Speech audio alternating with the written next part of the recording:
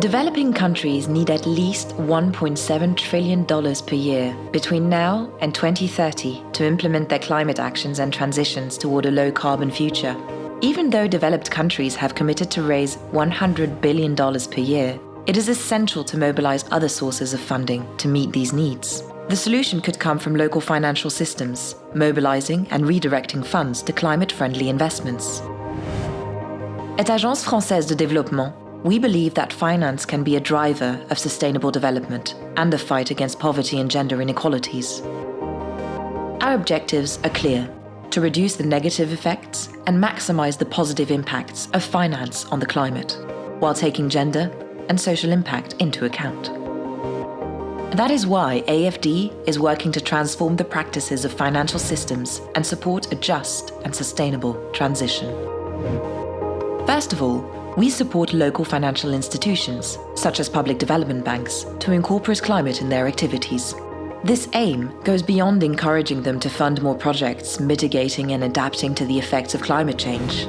We also incentivize them to implement action plans and tools that make climate a key variable in their daily decision-making.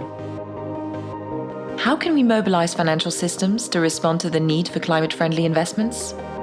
In Mexico, for example, AFD is supporting FIRA, a public agricultural development bank. AFD is providing funding for machinery for small farms and agricultural microenterprises to help them adapt more effectively to extreme events related to climate change. The project increases the resilience of communities that are vulnerable to climate and social risks through targeted funding and a technical cooperation program.